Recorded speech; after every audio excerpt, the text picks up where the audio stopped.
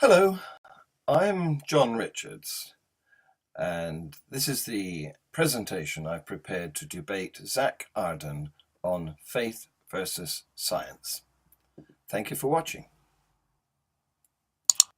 So the first thing we need to do, as usual, is define our terms, and it's quite easy in the case of science. We pretty much know what it is. It's a systematic enterprise that builds and organizes knowledge in the form of testable explanations and predictions about the universe. So why do we go for testing? Why do we include testable in that definition? It's because testing leads to evidence, and evidence is the gold standard of support for a proposition. Now, the first thing that theists, believers, like to complain about is that science is not certain and not provable. They are making the assumption that their explanations are certain and provable, it seems, but well, we'll leave that up to Zach. What they're doing there is using philosophy as their armament against atheism. Now, I don't want you to think that I don't value philosophical thought, especially logic, the best sort of thought. But the trouble with philosophy is that it is only thought and its concepts, and we can conceive of anything, even Humpty Dumpty. There is no boundary to the conceptual realm, and in our heads, certainty and proof can exist. But is science certain and provable? No. And does this matter? No. Why doesn't it matter? Because sadly, outside of our heads, in the natural realm, everything is relative and changing. There is no absoluteness, no certainty, no proof. We have to make do with evidence in the natural realm. But of course that doesn't matter, because science has turned out to be phenomenally good at what it does. Look at the equipment we are using here that is all derived from scientific discoveries. The very success of science means that it is itself strongly evidential. Complaining that reality doesn't match up to the dreams we can conceptualize is like regretting that the natural realm is a disappointment compared to a cartoon. We should have put to rest the philosophical objections to the effectiveness of science back in the Renaissance. Now, why is evidence so important? That's because it turns beliefs about hypotheses, guesses, into conclusions. And conclusions do not require belief. Conclusions, or knowns, as we might think of them, are unfalsified evidential information, scientific outcomes. We don't need to believe them. Who doubts what might happen if you jump off a roof? I think that's a known, don't you?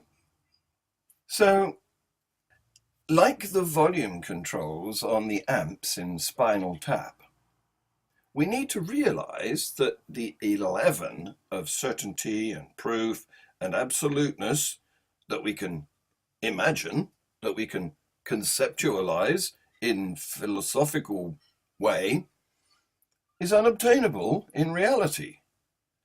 So we need to learn to accept that the 10 of high probability is our practical standard of truth.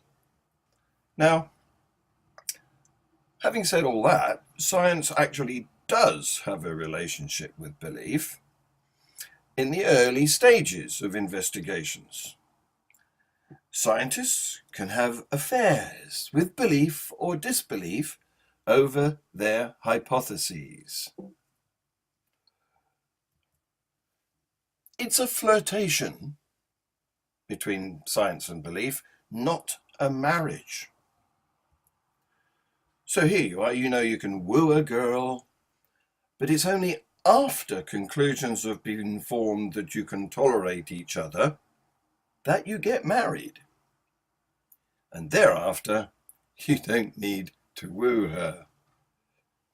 Job done. There's the science, and there's the hypothesis. You can believe in a hypothesis, but you don't need to believe in a conclusion. Science is actually wedded to evidence, not to belief. Evidence gives belief the sack, makes it redundant.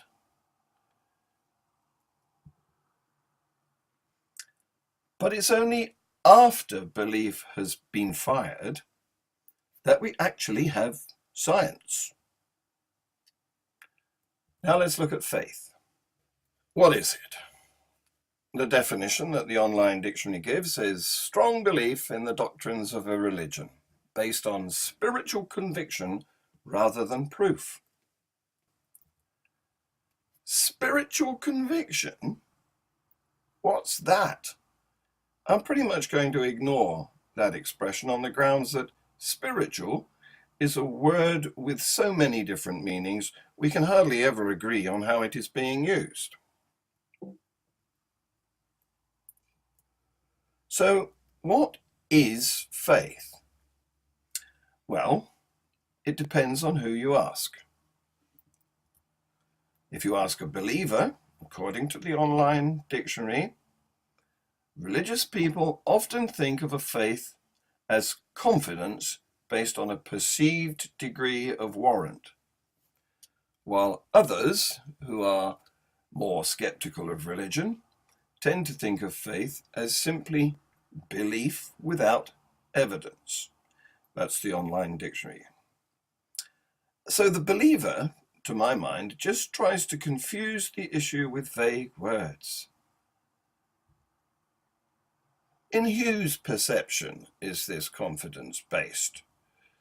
How much of a perceived degree?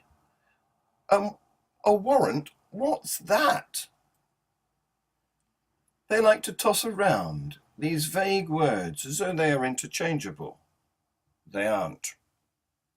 It's in the interests of believers to equivocate and to deceive. So we have two camps. The believers' camp considers belief to be very important. They refer to strong belief. The non-believers' camp consider belief to be unimportant. They refer to simply belief. These are different styles of thinking.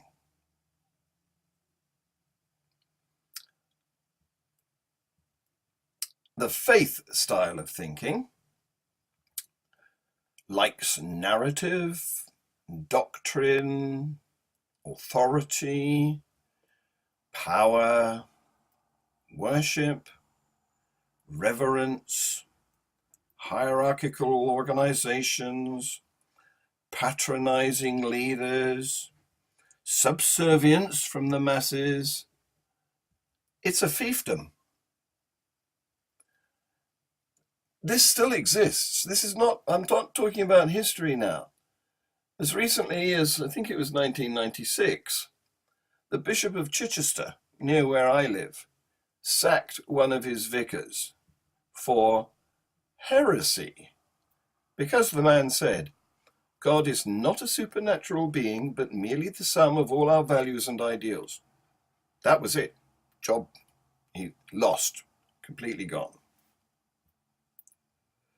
So continuing with these different values, let's take a look at the science side of the equation. This is supposed to be a debate about the difference between faith and science. So the first thing we need to know about the science attitude is it does not respect those things that form the backbone of faith. Science is involved with the process, a methodology. It starts with a hypothesis, an informed guess. It goes into an investigation, seeking evidence. What comes out of the investigation is either supportive of the hypothesis or it denies it. And you can make a conclusion based on that matching. Assemble enough of these conclusions together and you might be able to form a theory, a grand model of how things work. And if it can be expressed mathematically, you might be able to call it a law. And we're not involved in hierarchical, my degree trumps yours nonsense. We consider everybody to be equal. Everybody should deserve the same amount of respect. So it doesn't depend on a person's reputation. It depends on the latest idea, the information, not the person. And it doesn't depend on loyalty, unlike faith. So the religious camp idealizes authority. Zach's presentations consist mostly of quotes by celebrities that his camp admires. This willingness to revere, to over-respect other beings is endemic in religions. And of course, for them, the ultimate authority is an absolute deity with absolute power. God's self-proclaimed representatives on earth have set up their own hierarchical organizations with nearly absolute powers for their leaders, whose authority must not be questioned. Religions are these paternalistic systems with a repressive, patronizing father figure presiding over God's children. According to believers, the Pope is infallible, bishops can dismiss underlings without warning, and mullahs can issue fatwas for the execution of blasphemers and apostates. The focus is on status and relationships. It all resembles a soap opera with gripping narratives and sexual sin, obedience, and love. It's more theatre than information. In religious communities, women are still second-class citizens with an expectation to be subservient to men. Many women submit to being told what to wear and what they are permitted to do. Must wear the hijab, mustn't go out alone. The theist world is a feudal one, with malicious rulers and subordinate serfs. Subservience features heavily in the religious mentality. I have an old friend who exhorts me to bend the knee when I say something that he considers to be heresy. The very idea of worship stems from the barbarous days of cruel warlords on horseback, leaning down to whip the poor, demanding their obedience on pain of death. To me, the religious seem to express a medieval mindset that is anathema to the 21st century, a feudal culture with an out-of-date hatred of homosexuality and a demand to conform to their particular non-evidential doctrine. It's a Luddite lifestyle with no relevance to modern reality, and it seeks to perpetuate ignorance in order to subdue and control the masses. So I'd like you to remember those definitions I gave you at the beginning. It's actually worse than that. It's worse than science being testable explanations and faith being belief without evidence, because the very thing that faith depends upon belief itself is unimportant. Why do I say that? I say that because we know that beliefs can be false, and we know that they can be untestable claims. Zach himself doubts the beliefs of Muslims and Jews. Muslims and Jews doubt Zach's beliefs. Belief is associated with doubt, so it can't be important. Yet faith depends on those doubtful beliefs. Therefore, faith is valueless.